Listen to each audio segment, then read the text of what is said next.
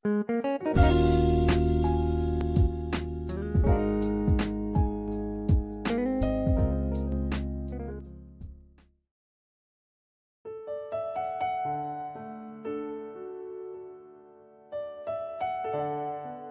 ada asap tanpa api, tidak ada akibat tanpa sebab, tidak ada konflik tanpa ada pemicu.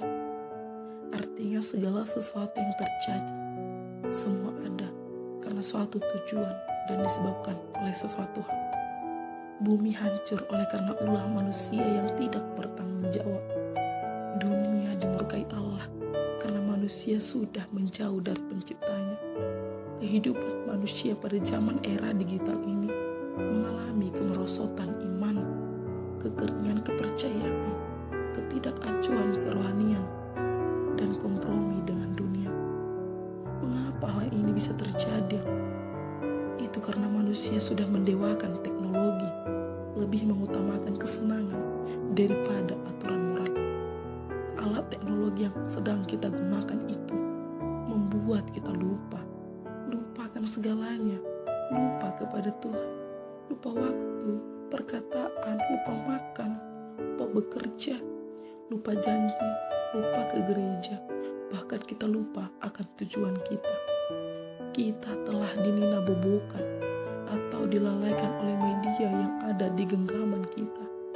Kita menghabiskan waktu yang banyak dengan begitu saja dan tidak bermanfaat. Yang biasanya sebelum tidur berdoa, tetapi sekarang tidak.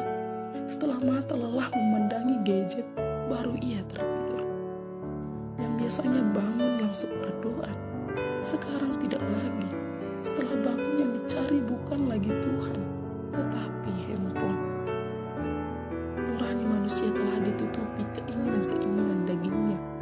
Nurani manusia telah dikuasai oleh roh-roh dunia ini, sehingga jiwanya mengalami kekeringan dan ketandusan ini. Dan kepercayaan kepada Tuhan. Alat teknologi ini sangat kuat menarik dan menguasai kepribadian seseorang, sehingga ia hidup sesuka hatinya saja. Mari kita renungkan dan koreksi bagaimana perubahan sikap dan kerohanian kita pada saat ini, agar kita tidak hanya melihat peristiwa virus corona ini sebagai kutuk, tetapi sebagai koreksi dan perubahan hidup.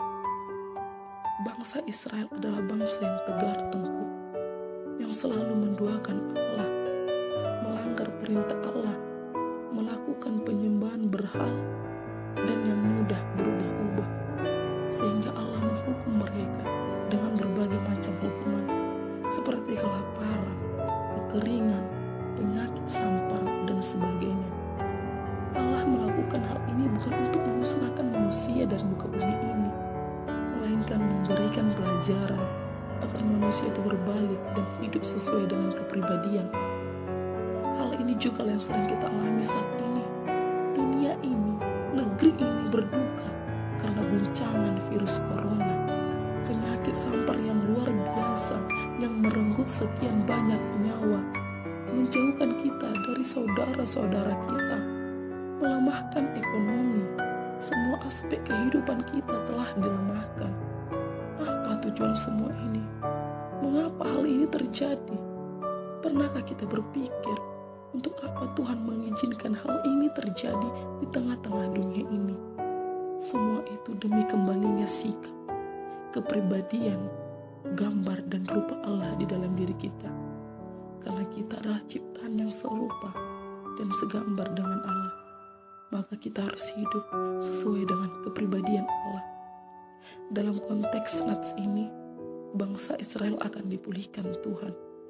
Maka melalui nats ini, kita diingatkan bahwa hanya imanlah yang dapat memulihkan keadaan ini, yaitu iman kepada Yesus Kristus.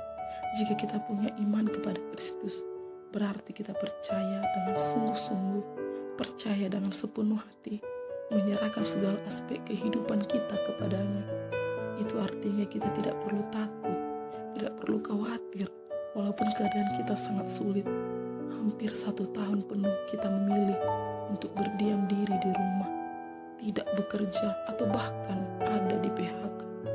Jangan sekali-sekali kita mengeluh dan khawatir, tetapi tetaplah bersyukur karena kita masih diberi kesehatan.